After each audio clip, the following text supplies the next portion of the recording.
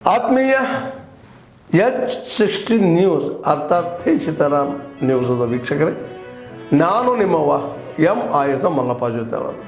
ತಾವು ಈಗ ಸುದ್ದಿಗಳ ಲೋಕಕ್ಕೆ ಎಂಟ್ರಿ ಹೊಡಿತಾ ಇದ್ದೀರಿ.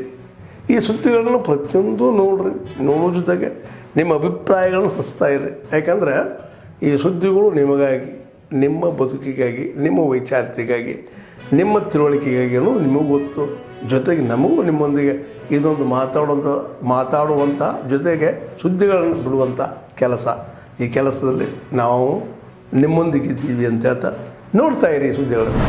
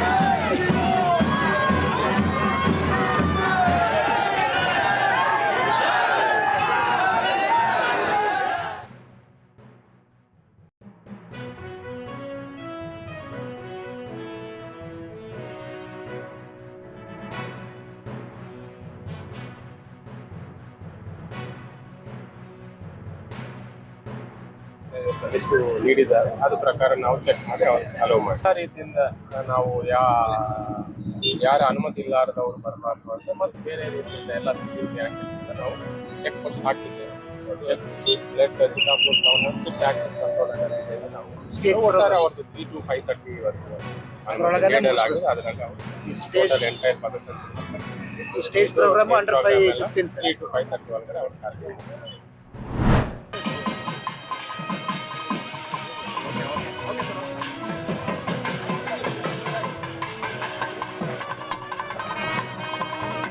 ನಮ್ಮ JDS ಅಧ್ಯಕ್ಷರು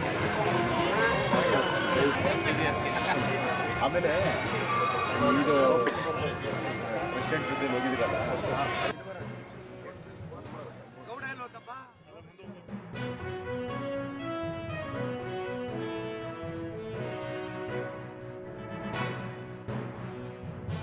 ನಮ್ಮ ಪಕ್ಷದ ಎಲ್ಲ ಹಿರಿಯ ನಾಯಕರುಗಳು ಹಾಗೂ JDUವಿನ ಎಲ್ಲ ನಾಯಕರುಗಳು ಒಟ್ಟಾಗಿ ಕೆಲಸ ಮಾಡಿದ್ರಿಂದ ಬಿಹಾರ ಚುನಾವಣೆ ದೇಶದ ಭವಿಷ್ಯದಲ್ಲಿ ಒಂದು ಹಿಡಿದ ಕೈಗನ್ನಡಿಯಾಗಿದೆ.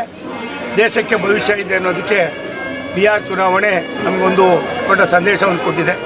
ರಾಷ್ಟ್ರದ ಪ್ರಧಾನಮಂತ್ರಿಗಳ ದೂರದೃಷ್ಟಿಯ ಚಿಂತನೆ ಭಾರತೀಯರ ಸಾರ್ವಭೌಮತೆಗೆ ಮತ್ತೊಂದು ಮೈಲಿಗಲ್ಲನ್ನು ಸ್ಥಾಪನೆ ಆಗಿದೆ. ನನಗನ್ನಿಸ್ತದೆ ಭಾರತೀಯರ ಸಮಗ್ರ ಅಭಿವೃದ್ಧಿಯಲ್ಲಿ ಬಿಹಾರವು ಕೂಡ ಸೇರ್ಪಡೆಯಾಗೋದ್ರ ಮುಖೇನ ಬಿಹಾರ ರಾಜ್ಯ ಜಂಗಲ್ ರಾಜ್ಯದ ಇಂದ ಬೇರ್ಪಟ್ಟು ಇವತ್ತು ಹೊಸ ಬಿಹಾರ ರಾಜ್ಯ ಆಗ್ತಕ್ಕಂಥದ್ದಕ್ಕೆ ಸಾಕಷ್ಟು ಜನ ತೀರ್ಮಾನ ಮಾಡಿದ್ದಾರೆ. ಆ ಮತದಾರರಿಗೆ ಭಾರತೀಯ ಜನತಾ ಪಕ್ಷದ ಪರವಾಗಿ, NDA ಪಕ್ಷದ ಪರವಾಗಿ ಕರ್ನಾಟಕದ ಮಹಾಜನತೆ ವಿಶೇಷವಾಗಿ ನಾವೆಲ್ಲರೂ ಕೂಡ ಅಭಿನಂದನೆ ಸಲ್ಲಿಸ್ತೀವಿ.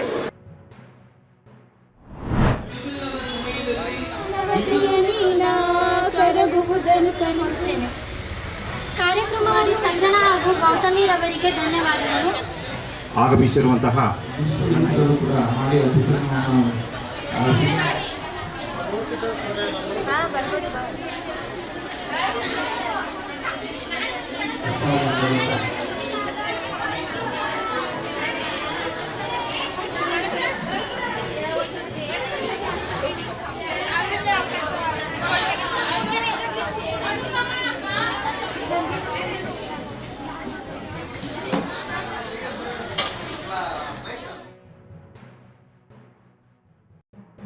ಇದೊಂದೆಲ್ಲ ಚಂದಕೋಡಿಗೂ ಕೊಟ್ಟಿದ್ದೀನಿ.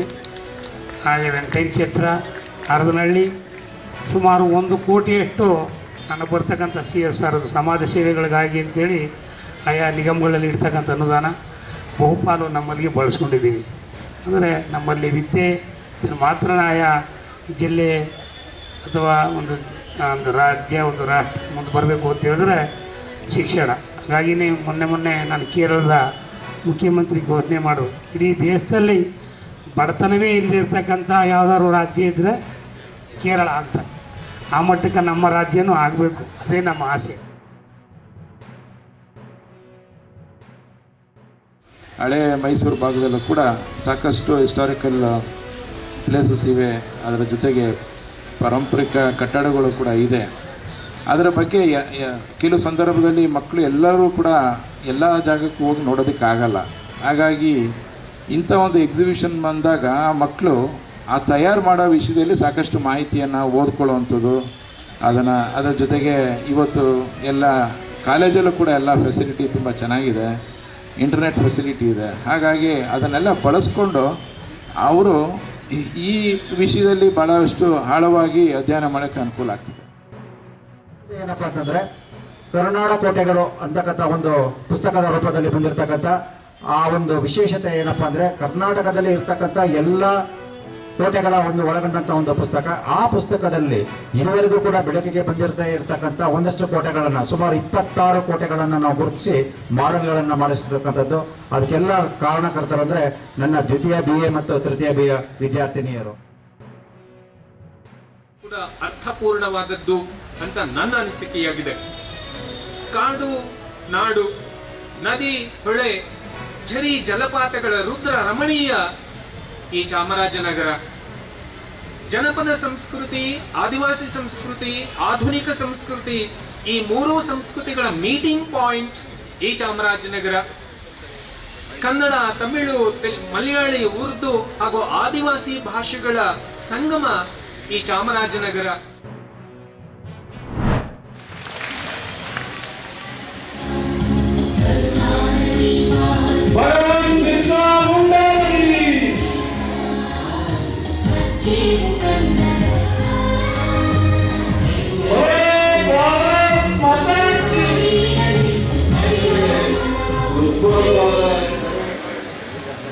ಜಯಸುಂದರ್ ಅವರು, ರಂಗೇಗೌಡರು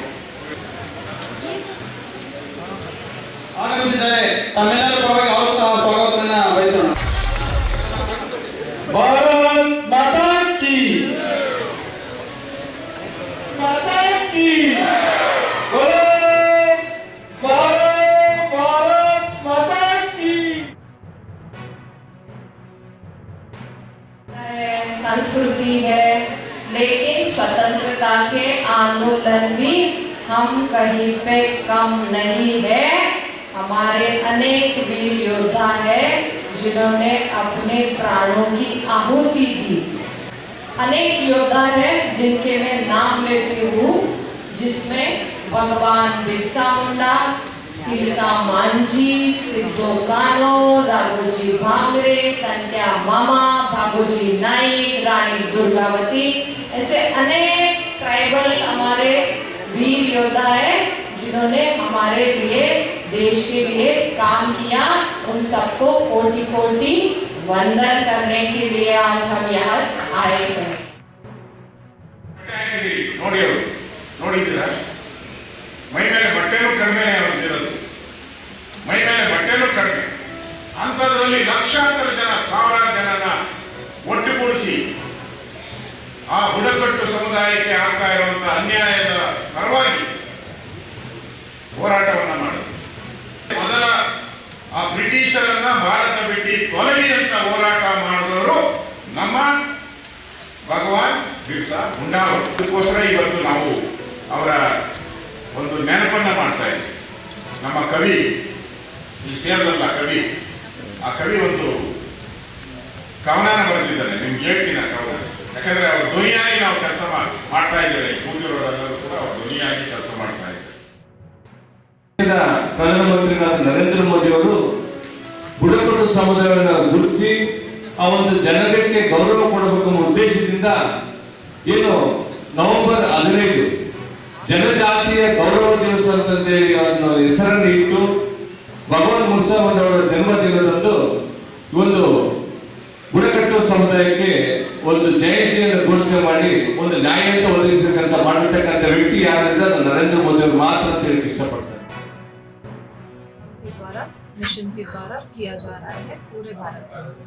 उसके अलावा प्रधानमंत्री पीवीटीजी डेवलपमेंट मिशन जो पर्टिकुलरली वल्नरेबल हमारे जनजाति ट्राइबल ग्रुप्स है उनको उनका गांव-गांव में कितना पॉपुलेशन है और उनके लिए स्पेशल आवास योजना का है, हेल्थ का विषय है, उसमें हम लोग प्रोवाइड करते हैं बजट। आदरणीय प्रधानमंत्री श्री नरेंद्र जी मोदी जी के नेतृत्व में जो आदिवासी विभाग का बजट है वो 2014 से लेके अभी 2025 तक देखेंगे तो बहुत अच्छी बढ़ोतरी उसमें। अभी तो वो बजट हमारा बहुत आगे गया है, 13,000 करोड़ से भी ज़्यादा सभी डिपार्टमेंट को मिला के तो और भी ज़्यादा हुआ। उसके अलावा हमारे प्रधानमंत्री जनजातीय उन्नत ग्राम अभियान करके जो योजना बनाई है उसमें गांव-गांव तक अच्छा डेवलपमेंट पहुंचने के लिए ये योजना बनाई।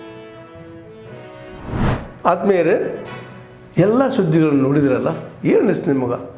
ಇದರಲ್ಲೇ ನಿಮ್ಗೆ ಲೈಕ್ ಆಗಿರ್ಬೋದು, ಡಿಸ್ಲೈಕು ಆಗಿರ್ಬೋದು, ಕಾಮೆಂಟ್ ಬೇಡಪ್ಪ ಅಂತೂ ಅನಿಸಿರ್ಬೋದು, ಕಾಮೆಂಟ್ ಮಾಡಬೇಕಪ್ಪ ಅನಿಸಿರ್ಬೋದು, ಶೇರ್ ಮಾಡಬಾರ್ದಪ್ಪ ಅನಿಸಿರ್ಬೋದು, ಅದು ಮಾಡಬೇಕು ಅನಿಸಿರ್ಬೋದು. ಏನಾದರೂ ಆಗಲಿ ಶೇರ್ ಮಾಡ್ತಾಯಿರಿ, ಈ ನ್ಯೂಸ್ಗಳನ್ನ ಹಂಚ್ತಾ ಇರಿ, ಜೊತೆಗೆ ಇದಕ್ಕೆ ಸಬ್ಸ್ಕ್ರೈಬ್ ಆಗ್ತಾಯಿರಿ ಅಂತ ಹೇಳ್ತಾ H16 ನ್ಯೂಸ್ ಅರ್ಥಾತ್ ಹೇ ಸೀತಾರಾಮ್, ಇದು ಸತ್ಯದ ಕೈಗೆ ನಡಿ. ವಂದನೆಗಳು.